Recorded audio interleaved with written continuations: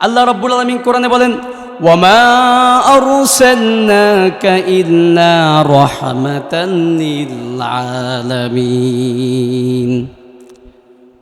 আল্লাহ রাব্বুল আলামিন বলতেছে, বলুন আমি আল্লাহ আপনাকে সমগ্র জগতের জন্য রহমত স্বরূপ এই দুনিয়াতে পাঠিয়েছি। সুবহানাল্লাহ। আজ একটু চিন্তা করে দেখেন প্রিয় ভাইরা আমার, এই ইসলাম আমাদের কাছে কিভাবে পৌঁছেছে, আমাদের পর্যন্ত আরবের ইসলাম বাংলাদেশ পর্যন্ত কিভাবে এসেছে, কিভাবে আমাদের কাছে এই কালিমা এসেছে, ঠিক কিনা প্রিয় ভাইরা? কিভাবে আমাদের কাছে এই কালিমা এসেছে, কিভাবে আমাদের কাছে কোরআনের বাণী এসেছে। আজকে আমরা লা ইলাহা ইল্লাল্লাহ বলতে পারতেছি, লা ইলাহা ইল্লাল্লাহ বলতেছি, কিন্তু এই একটি কালিমা আমাদের কাছে পৌঁছানোর পিছনে কত মানুষের ত্যাগ রয়েছে, ঠিক কিনা? আপনারা আমার কথা বুঝতেছেন? উত্তর দিবেন, কথার উত্তর না দিলে কথা আসে না, কথার উত্তর দিবেন। আমরা কত সুন্দর করে নামাজ আদায় করতে পারতেছি, আমরা প্রকাশ্যে আল্লাহর জিকির আদায় করতে পারতেছি, কিন্তু এটা আমাদের কাছে আসতে কত মানুষের ত্যাগ, কত মানুষ তারা ত্যাগ করেছে। আল্লাহর হাবিব সাল্লাল্লাহু আলাইহি সাল্লাম কত ত্যাগ স্বীকার করেছেন। এই কাতারে সবার উপরে রয়েছেন আমাদের প্রিয় নবী হযরত মুহাম্মদ মুস্তাফা সাল্লাল্লাহু আলাইহি ওয়াসাল্লাম, যিনি আমাদের জন্য কত কষ্ট করেছেন, কত কষ্ট সহ্য করেছেন। তায়েফের মাটিতে তাকে রক্তাক্ত করা হয়েছে, মক্কার কাফেররা তাকে উপহাস করেছে, তার সাহাবীদেরকে এমন এমন নির্যাতন করা হয়েছে, তাদেরকে তাদের ঘর বাড়ি থেকে বের করে দেওয়া হয়েছে। আল্লাহর রাসূল সাল্লাল্লাহু আলাইহি সাল্লামকে নিজের জন্মভূমি মক্কা ছেড়ে মক্কা থেকে বের করে দেওয়ার কারণে মদিনায় হিজরত করতে হয়েছে, ঠিক না? এত কিছুর পরেও তিনি নিজের জন্য বদদোয়া করেননি। আমাদের সমাজে এমন নারী আছে কিনা যারা বলে আল্লাহ তাদেরকে একটু কষ্ট দিলে তারা বলে আল্লাহ শুধু আমার এই চোখে দেখতেছে? আমি অনেক ভালো ভালো মানুষের মুখে শুনেছি বলতেছে আল্লাহ কি শুধু আমারে দেখতেছে, আর কেউ কষ্ট সহ্য করতে পারে না, আর কারো আল্লাহ কষ্ট দেয় না, শুধু আমারই আল্লাহ কষ্ট দিচ্ছে। বলে কি বলে না প্রিয় ভাইরা? আমাদের অনেকেই বলে। কিন্তু দেখেন আল্লাহর রাসূল সাল্লাল্লাহু আলাইহি সাল্লাম নিজের উপর বদদোয়া করেননি, নিজের উপর কোনো ধরনের বদদোয়া করেননি, বরং তার অন্তরে ছিল একটাই চিন্তা, আর সেটা হলো আমার উম্মত আল্লাহ রাব্বুল আলামিনকে কিভাবে চিনবে, আমার উম্মত আল্লাহ রাব্বুল আলামিনকে কিভাবে চিনবে, আমার উম্মত জাহান্নামের আগুন থেকে কিভাবে বাঁচবে, আমার উম্মত কিভাবে জান্নাতে প্রবেশ করবে। এমনকি মৃত্যুর সময়ও তার মুখ দিয়ে উচ্চারিত হয়ে থাকলো উম্মতি উম্মতি উম্মতি। যে নবী নিজের উম্মতের কথা চিন্তা করতে করতে করতে, নিজের উম্মতের কথা চিন্তা করতে করতে, মুখ দিয়ে বলতে বলতে তিনি ইন্তেকাল করলেন, আর সে নবীর জন্য আমরা কি করতেছি বলেন? সে নবীর জন্য আমরা কিছু করতেছি? সেই নবীর জন্য আমরা কিছুই করতেছি না। আমরা কি তার সুন্নাহকে ভালোবাসি বলেন? তার একটা সুন্নাহকে আমরা ভালোবাসি, তার একটা সুন্নাহকেও আমরা ভালোবাসি না। আমাদের ফরজের ঠিক নাই, সুন্নতের আবার খবর কই? আমরা কি তার আদর্শ অনুযায়ী জীবন পরিচালনা করি না? শুধু মুখে আমি নবীকে ভালোবাসি এই কথা বললেই ঈমান পরিপূর্ণ হয়ে যায় না। আমি নবীকে ভালোবাসি এই কথা বললেই পূর্ণ ঈমানদার হয়ে যায় না। আল্লাহ রাব্বুল আলামিন বলেন, কুল ইন কুনতুম তুহিব্বুনাল্লাহা ফাত্তাবিউনি ইউহিব্বুকুমুল্লাহ। আল্লাহ রাব্বুল আলামিন রাসূলকে বলতেছে, তোমার উম্মতদেরকে বলে দাও, বলে দাও তোমরা যদি আল্লাহকে ভালোবাসো তাহলে তোমরা আমি নবীর অনুসরণ করো, তাহলে আমি আল্লাহ তোমার উম্মতকে ভালোবাসবো। সুবহানাল্লাহ। এই জন্য ভালোবাসতে হবে কাকে বলেন? বলেন কাকে ভালোবাসতে হবে? নবীকে ভালোবাসতে হবে কি হবে না? এই নবীকে ভালোবাসতে হবে, তার কারণেই আজকে আমরা এখানে, ঠিক কিনা? তিনি আমাদের জন্য কত কষ্ট সহ্য করেছেন। তিনি আমাদের নবী, বিশ্ব নবী, ইসলামের জন্য কত ধরনের কত কষ্ট সহ্য করেছেন।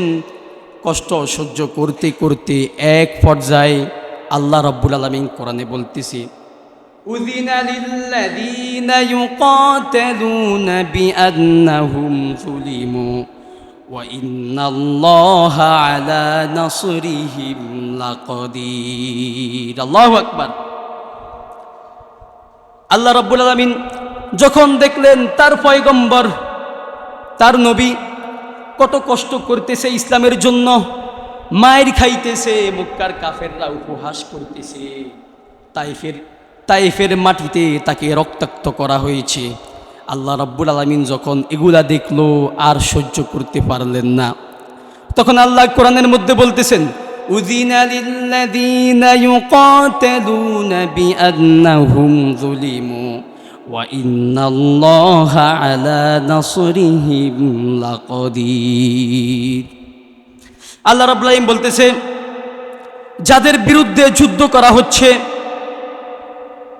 তাদেরকে যুদ্ধ করার অনুমতি দেওয়া হলো।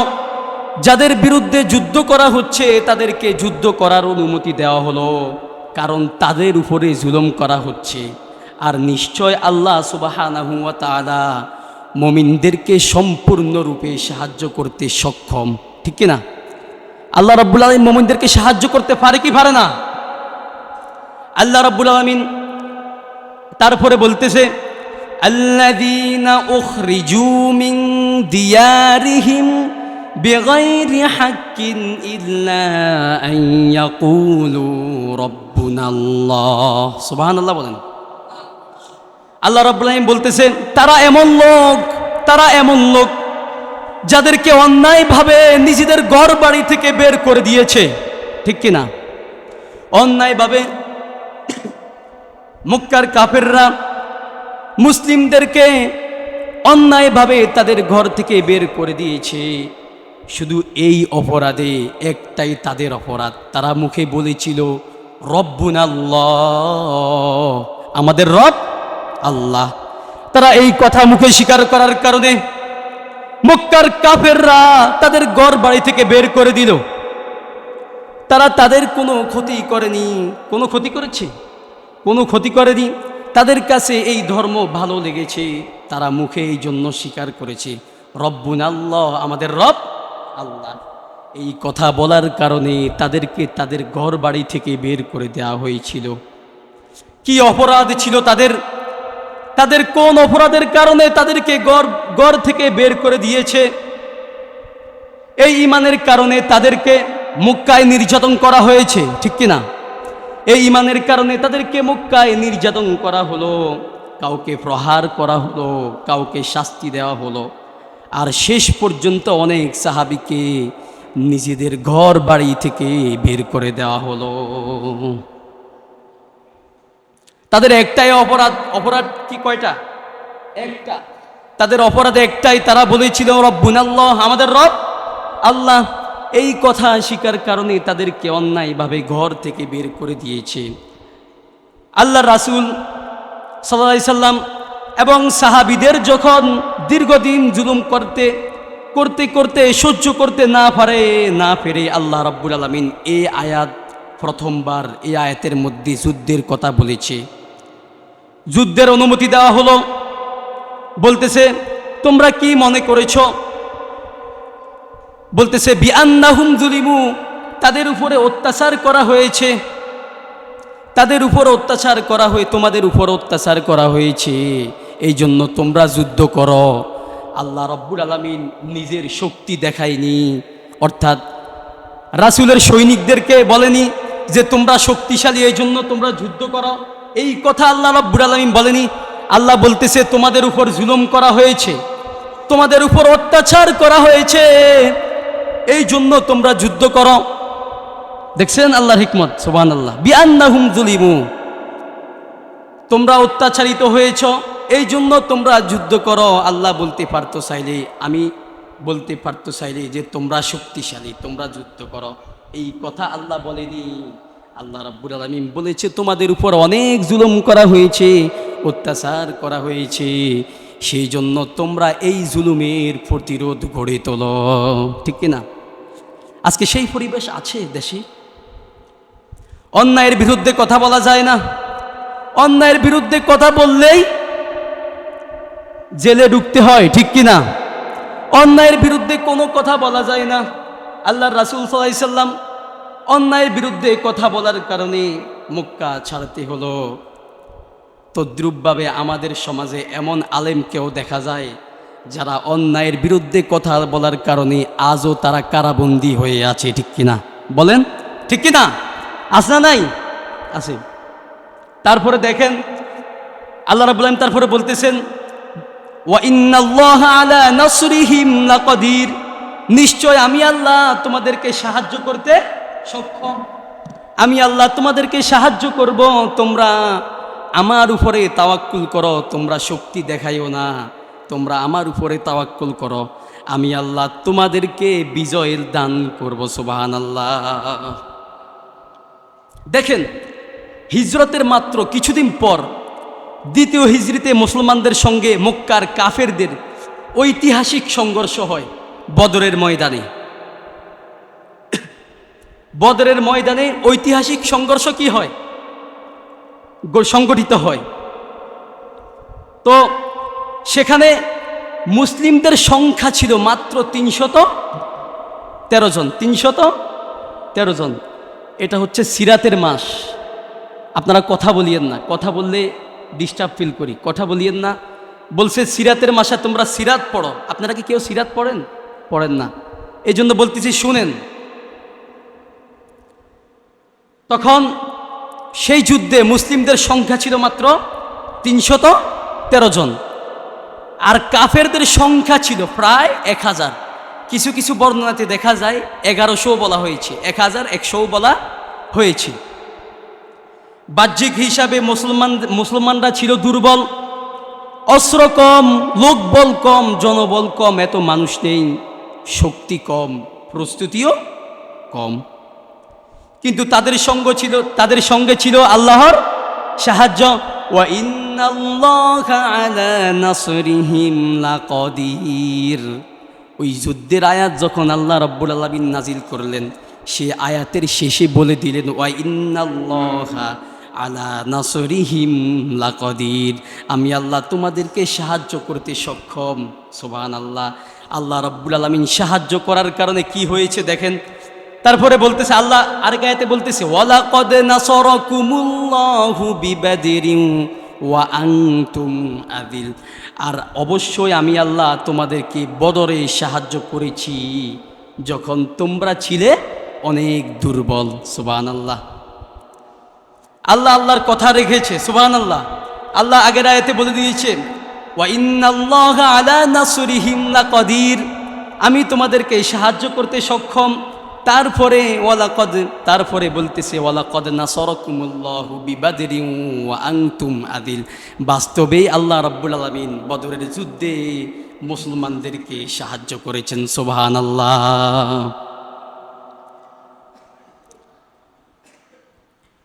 কিন্তু ভাইরা, বদরের বিজয়টা ছিল শুধু একটা বিজয় নয়, এটা ছিল বড় একটা শিক্ষা। সংখ্যা বড় হলেই বিজয় হয় না, সংখ্যা বড় হলেই বিজয় লাভ করতে পারে না। আল্লাহর সাহায্য থাকলে অল্প সংখ্যক মুমিনরাও বড় শক্তির মোকাবেলা করতে পারে। আজ আমাদের নিজেদেরকে প্রশ্ন করতে হবে, আমরা কি সত্যি রব্বুনাল্লাহ, সাহাবায়ে কেরামরা যেভাবে বলেছেন রব্বুনাল্লাহ, আমাদের রব আল্লাহ, এই কথা বলার কারণে তাদেরকে তাদের ঘরবাড়ি থেকে বের করে দেওয়া হয়েছে, আমরা কি সত্যি এই কথা বলার দাবিদার? বলেন, এগুলা চিন্তা করতে হবে। আমরা কি বিপদে পড়লে মানুষের উপর ভরসা করার আগে আল্লাহর উপরে ভরসা করি? আমরা বিপদে পড়ার সময় যখন আল্লাহুর রহমানির রহিম, أذن للذين يقاتلون بأنهم ظلموا وإن الله على نصرهم لقدير الذين أخرجوا من ديارهم بغير حق إلا أن يقولوا ربنا الله صدق الله العظيم الحمد لله আল্লাহ পাকের দরবারে লাখো কোটি শুকরিয়া যে আল্লাহ সুবহানাহু ওয়া তাআলা আমাদেরকে আজকের এই মহান দিনে পবিত্র মাসে এবং এই মহান দিনে আমাদেরকে তার ঘর মসজিদে আসার জুমার নামাজ আদায় করার জন্য এবং তার পূর্বে কিছু কথা বলার এবং শোনার তৌফিক দান করেছেন। এই জন্য আমরা মহান মনিবের শুকরিয়া আদায় করি আলহামদুলিল্লাহ। আমরা দুরুদ সালাম পেশ করেছি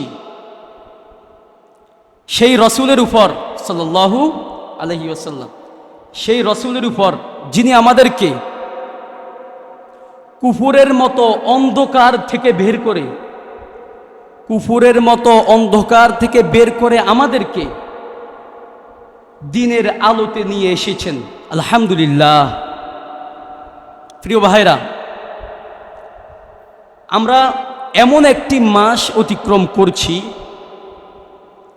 যে মাসের সঙ্গে জড়িয়ে আছে আমাদের প্রিয় নবী হযরত মুহাম্মদ মুস্তাফা সাল্লাল্লাহু আলাইহি ওয়াসাল্লামের জীবনের গুরুত্বপূর্ণ স্মৃতি। কোন মাস বলতে পারবেন? রবিউল আউয়াল। এই মাসটি হলো রবিউল আউয়াল। এই মাসের কথা একজন মুমিনের অন্তরে আসলে তার মুখের মধ্যে কোন নামটা উচ্চারিত হয় বলেন তো? সাল্লাল্লাহু আলাইহি ওয়াসাল্লাম। যে নবী না আসলে, যে নবী পৃথিবীতে না আগমন করলে আমরা ইসলামকে চিনতাম না, আমরা ইসলামকে পরিপূর্ণরূপে চিনতাম না। যে নবী দুনিয়াতে না আসলে আমরা কোরআনকে চিনতাম না, আমরা যে নবী কোরআন দুনিয়াতে না আসলে আমরা দ্বীনের স্বাদ আস্বাদন করতে পারতাম না। যে নবী সাল্লাল্লাহু আলাইহি সাল্লামের মাধ্যমে আল্লাহ তাআলা মানব জাতির জন্য হেদায়েতের দরজা খুলে দিয়েছেন, সুবহানাল্লাহ। আমরা বিপদে পড়ে যাই, আল্লাহর কাছে আমরা না দাঁড়িয়ে বন্দার কাছে হাত তুলি, ঠিক কিনা? কিন্তু আল্লাহর কাছে যে বন্দা সবার আগে হাত তুলবে, ওই আল্লাহ রাব্বুল আলামিন তাকে তার কুদরতি হাত দিয়ে সাহায্য করবে, সুবহানাল্লাহ। এই জন্য মনে রাখতে হবে, আল্লাহর সাহায্য পেতে হলে ঈমান, তাকওয়া, ধৈর্য এবং আল্লাহর উপরে পরিপূর্ণ ভরসা থাকতে হবে। আল্লাহ তাআলা আমাদেরকে সত্যিকার ঈমানদার হওয়ার তৌফিক দান করুক, সবাই পড়ি আমিন। প্রিয় ভাইরা, আল্লাহ রাব্বুল আলামিন চাইলে বদরের যুদ্ধে যুদ্ধ করা ব্যতীত তার সাহাবীদেরকে, তার বান্দাদেরকে বিজয় দান করতে পারত, নবীকে বিজয় দান করতে পারতেন, কিন্তু না, আল্লাহ তা করেননি। আল্লাহ কি করেছেন? আল্লাহ পরীক্ষা করেছেন। আল্লাহ পরীক্ষা করেছেন যে তোমরা যুদ্ধ করতেছ, দেখি আমার বন্দারা আমার জন্য যুদ্ধ করতে রাজি হয় কিনা। এই কথা বলে আল্লাহ রব্বুল আলামিন তাদেরকে দেখলেন তারা আসলে দৌড়াই যায়, যুদ্ধে লাগে কিনা। আল্লাহ রব্বুল আলামিন বলতেছেন, আল্লাহ রাব্বুল আলামিন যে পরীক্ষা করতেছে, বলতেছে আম হাসিবতুম আন তাদখুলুল জান্নাতা ওয়ালাম্মা ইয়ালামিল্লাহুল্লাযীনা জাহাদু মিনকুম ওয়া ইয়ালামাস সাবিরিন। তোমরা কি মনে করেছ যে তোমরা জান্নাতে প্রবেশ করবে, অথচ আমি আল্লাহ তো জানলাম না তোমাদের মধ্যে কারা যুদ্ধে অংশগ্রহণ করেছে, তোমাদের মধ্যে কারা যুদ্ধ অংশগ্রহণ করেছে, তোমাদের মধ্যে কারা জালিমের সামনে মাথা নত না করে জালিমের চোখে চোখ রেখে কথা বলেছে, সেটা তো আমি আল্লাহ জানলাম না। জান্নাতে প্রবেশ করা এত সহজ না। বলতেছে আম হাসিবতুম আন তাদখুলুল জান্নাতা ওয়ালাম্মা ইয়ালামিল্লাহুল্লাযীনা জাহাদু মিনকুম ওয়া ইয়ালামাস সাবিরিন। তোমরা কি মনে করেছো যে তোমরা জান্নাতে প্রবেশ করতে পারবে? অথচ এখনো আমি আল্লাহ জানলাম না তোমরা কারা যুদ্ধ করেছ, তোমরা কারা জালিমের পরাক্রাষ্টে থেকে ধৈর্য ধারণ করেছ, আমি আল্লাহ তো জানলাম না। এই জন্য জান্নাতে যেতে হলে যুদ্ধে অংশগ্রহণ করতে হবে কি হবে না? বলেন, জান্নাতে যেতে হলে যুদ্ধে অংশগ্রহণ করতে হবে, না আর না হয় হবে না। আল্লাহ রাব্বুল আলামিন কোরআনে বলতেছে তোমরা পরিপূর্ণ ঈমানদার নয় যতক্ষণ না তোমরা, আল্লাহ রাব্বুল আলামিন বলতেছেন ওয়ালাকিন্নাল বিররা মান আমানা বিল্লাহি ওয়াল ইয়াউমিল আখিরি ওয়াল মালাইকাতি ওয়াল কিতাবি ওয়ান নাবিয়্যিন। আয়াতের শুরুতে একটি অংশ বাকি রয়ে গেছে। ওইখানে বলা হচ্ছে যে তোমরা কয়েকটা সিজদা দিয়েই নিজেকে ঈমানদার দাবি করতেছ, তোমরা ভাবতেছ কয়েকটা সিজদা দিয়েই তোমরা জান্নাতে প্রবেশ করবে, কিন্তু না না না, সিজদা দিলেই তোমরা পরিপূর্ণ ঈমানদার হতে পারবা না।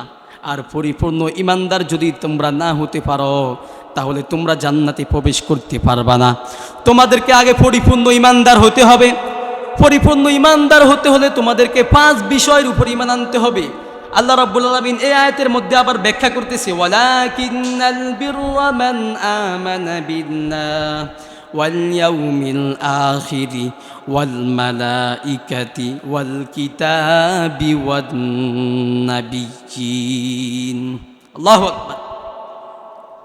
তোমরা পরিপূর্ণ ঈমানদার হতে হলে তোমরা সর্বপ্রথম কার উপর ঈমান আনতে হবে? বিল্লাহ, সর্বপ্রথম তোমাদেরকে আল্লাহর উপর ঈমান আনতে হবে।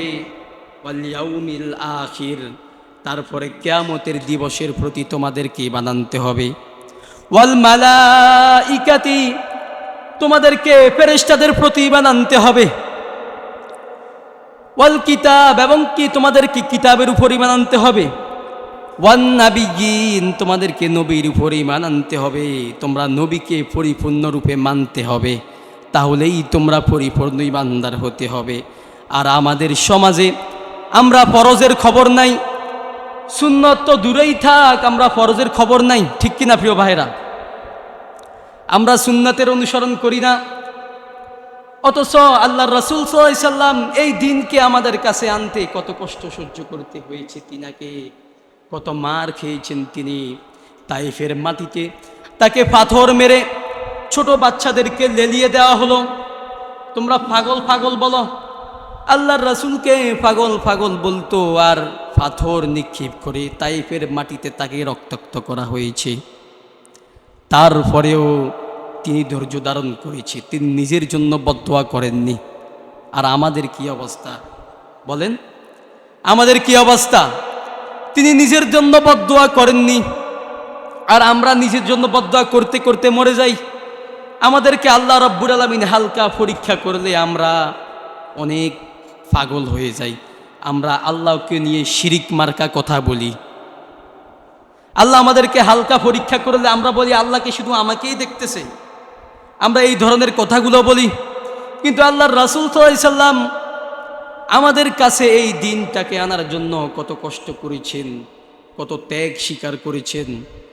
সাহাবীদেরকে ঘর থেকে বের করে দেওয়া হয়েছে, তারা তাদের নিজস্ব জন্মভূমি ছেড়ে মক্কাকে পার করে মক্কা থেকে তারা মদিনায় হিজরত করতে হয়েছে শুধুমাত্র এই দিনের জন্য। আর আমরা মনে করি শুধুমাত্র কয়েকটা সিজদা দিলেই আমরা জান্নাতে প্রবেশ করলো। আল্লাহ পরিষ্কার বলে দিয়েছে আম হাসিবতুম আন তাদখুলুল জান্নাতা ওয়ালাম্মা ইয়ালামিল্লাহুল্লাযীনা জাহাদু মিনকুম ওয়া ইয়ালামাস সাবিরিন। তোমরা জান্নাতে প্রবেশ করতে পারবা না, এত সহজ না। আমি আল্লাহ তো জানলাম না তোমরা তারা কারা ধৈর্য ধারণ করেছো, তোমাদের মধ্যে কারা জালিমের পরাক্রাষ্টে থেকে ধৈর্য ধারণ করেছ, আমি আল্লাহর উপরে তোমরা নারাজ হও নাই, বরং আমি আল্লাহর উপরে তোমরা ভরসা রেখেছ কারা, এটা তো আমি আল্লাহ জানলাম না।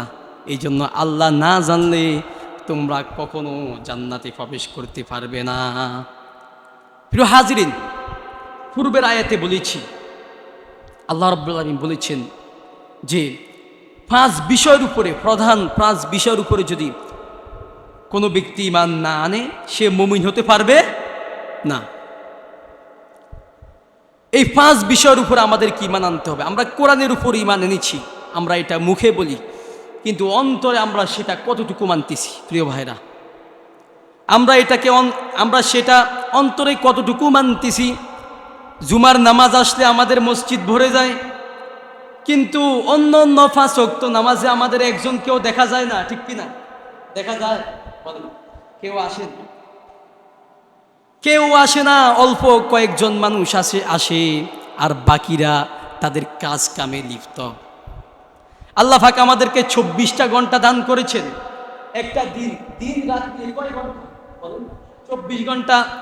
আল্লাহ রাব্বুল আলামিন আমাদেরকে 24টা ঘন্টা দান করেছেন, কিন্তু আমরা আল্লাহর জন্য 1টা ঘন্টা খরচ করতে পারি না। আমরা কত হতভাগা বলেন। ফজর নামাজ পড়তে কতক্ষণ বলেন? 20 মিনিট। কয় মিনিট? 20 মিনিট। জোহর নামাজ পড়তে 10 মিনিট। এভাবে করে 5 ওয়াক্ত নামাজের হিসাব যদি আমরা করি তাহলে সর্বোচ্চ বলে 1.5 ঘন্টা। কয় ঘন্টা? 1.5 ঘন্টা। কিন্তু ওই আল্লাহ আমাদেরকে এই 5টা ঘন্টা দান করেছেন, সেই আল্লাহ আমাদেরকে 24টা ঘন্টা দান করেছেন। কয় ঘন্টা? 24টা ঘন্টা দান করেছেন।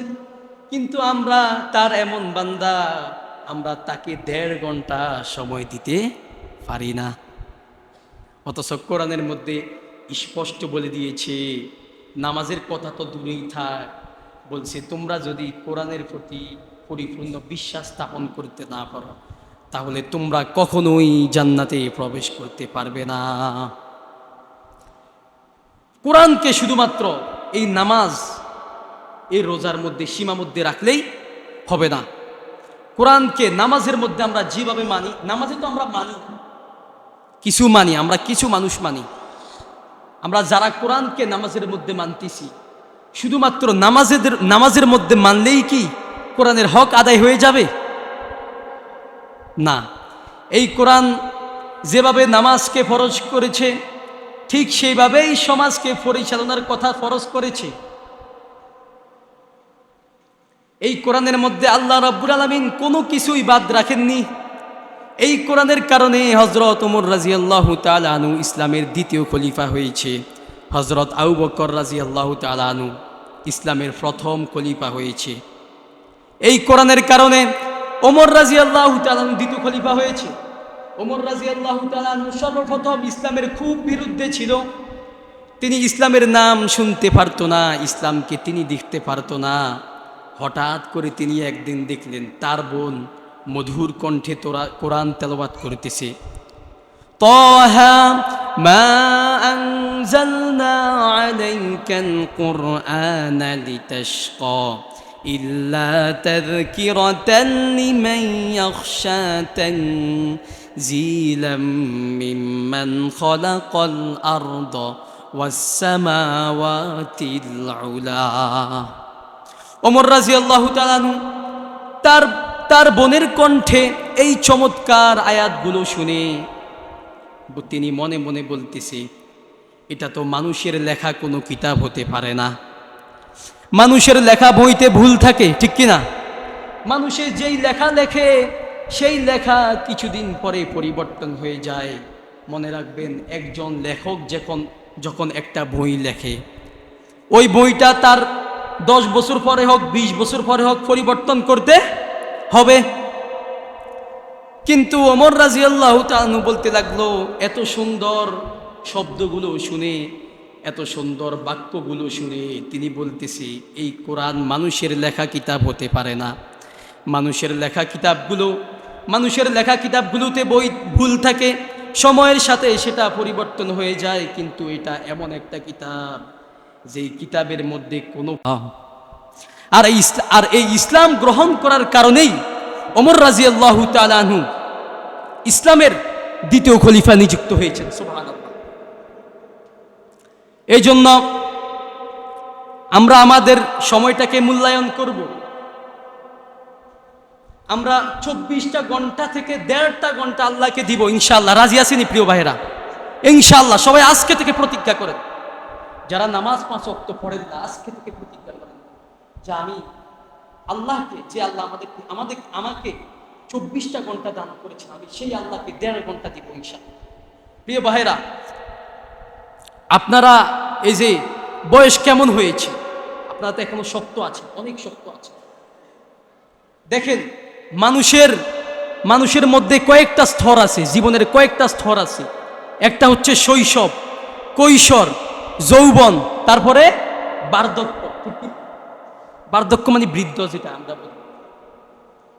এর মধ্যে সবচেয়ে যে আমলটা আল্লাহর কাছে সবচেয়ে বেশি প্রিয়, সেটা হচ্ছে কি? যৌবন। সুবহানাল্লাহ। অতএব আমরা সবাই এখানে শক্তিশালী। কেউ কি দুর্বল আছেন এখানে? বলেন, আছেন? এখানে এমনও মানুষ আছে 5 ওয়াক্ত নামাজ পড়ার সক্ষম, চাইলে মসজিদে আসতে পারে, কিন্তু খবর। আপনারা কি আমার উপরে মনোকষ্ট নিতেছেন? চাইলে আসতে পারে, 5 ওয়াক্ত নামাজে তারা চাইলে মসজিদের ভিতরে আসতে পারে, কিন্তু তারা আসে না। প্রিয় ভাইরা, আল্লাহকে, যে আল্লাহ একটাবার ভাবেন, আবারও চিন্তা করেন, 24টা ঘন্টা, মানে এটা যখন আমার অন্তরে আসে, আল্লাহু আকবার, 24টা ঘন্টা তিনি আমাদেরকে দিয়েছেন, আর আমরা তাকে 1টা ঘন্টা দিতে পারি না, 1.5টা ঘন্টা আমরা তাকে দিতে পারি না। কত হতভাগা আমরা। এই জন্য সবাই আজকে থেকে প্রতিজ্ঞা করেন, যারা যুবক আছেন, বয়স বেশি হয় নাই, 40-এর ভিতরে আছে, আজকে থেকে 5 ওয়াক্ত নামাজ আপনারা মসজিদে এসে পড়বেন ইনশাআল্লাহ।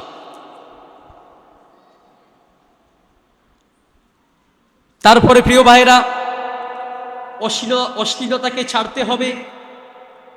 নামাজ পড়ার পাশাপাশি অশ্লীলতাকে ছাড়তে হবে। অনেকে নামাজও পড়ে আবার সুদও খায়, আছে না নাই? অনেকে নামাজও পড়ে আবার তারা তাদের ব্যবসার মধ্যে সুদ খায়, আছে না নাই? অনেকে নামাজও পড়ে আবার তারা মোবাইলের মধ্যে অশ্লীলে লিপ্ত, আছে না নাই? অনেকে নামাজও পড়ে আবার তারা সমাজের মধ্যে গালিগালাজ করতে, সমাজের মধ্যে অসহায় মানুষদের উপরে কর্তৃত্ব খাদাইতে ব্যস্ত, আছে না নাই? এই জন্য নামাজ পড়ার পাশাপাশি আবার মাদকের মধ্যে অনেকে থাকে। মাদক, তারা কি করে? মাদকের সঙ্গ হয়, মাদকের সঙ্গ তারা গ্রহণ করে। আল্লাহ রাব্বুল আলামিন বলতেছে, ইয়া আইয়ুহাল্লাযীনা আমানুত্তাকুল্লাহা ওয়া কুনু মা'আস সাদিকিন। হে ঈমানদাররা, তোমরা সৎ লোকদের সাহচর্য গ্রহণ করো, তোমরা সৎ লোকদের সাথে চলো, সৎ লোকদেরকে তোমরা গ্রহণ করো। কিন্তু বড় দুর্ভাগ্যের বিষয়, আমাদের সমাজের যুবকরা তারা খারাপ কাজের দিকে, মাদকের দিকে, অশ্লীলতার দিকে তারা আগাচ্ছে আস্তে আস্তে। প্রিয় ভাইরা, এই যৌবনের অশাবুন নাশাআ ফি ইবাদাতিল্লাহ, এই যৌবনকালের যে ইবাদত, এই ইবাদতটা আল্লাহ রাব্বুল আলামিন সবচাইতে বেশি পছন্দ করেন। সুবহানাল্লাহ। এই জন্য মাদক ছেড়তে হবে, মাদককে ছেড়ে দিতে হবে, এটা থেকে দূরে থাকতে হবে, খারাপ সঙ্গ থেকে দূরে থাকতে হবে, ভালো মানুষের পাশে শুনতে হবে। যার কাছে চললে, যার সাথে চললে সে আপনাকে নামাজের দাওয়াত দিবে, যে ভাই আসেন, নামাজে আসেন, আপনি তার সাথে চলেন, এটাই হবে আপনার জন্য উপকার। এরপরে আমাদের যুবকরা, আমি আপনাদের এখানে কিছুদিন আগে আসছি বলছি, তখন আমাদের যুবকরা রাসূল সাল্লাল্লাহু আলাইহি সাল্লামের আদর্শকে মানে না, ঠিক কিনা? তারা রাসূলের আদর্শকে না মেনে তারা বড় বড় সেলিব্রিটিদেরকে অনুসরণ করে, ঠিক কিনা? তারা বড় বড় সেলিব্রিটিকে অনুসরণ করে। কদিন আগে আপনারা ইন্টারনেটে দেখেছেন, এই যে বিশ্বকাপ, ফিফা ওয়ার্ল্ড কাপ যেটা গেছে, আপনারা দেখেছেন কত যুবক আমাদের একটা রিপোর্টে দেখলাম আমাদের বাংলাদেশের মধ্যে 16 জন, কয়জন? 16 জন শুধু এই ফিফা ওয়ার্ল্ড কাপ হওয়াতে 16 জন মানুষ তারা নিজেদের জীবন তারা নিয়েছে, তারা নিজেরা আত্মহত্যা করেছে। 16 জন যুবক, কয়জন যুবক? 16 জন যুবক তারা নিজেরা নিজেদেরকে শেষ করে দিয়েছে। কেউ শেষ করে দিয়েছে আর্জেন্টিনা,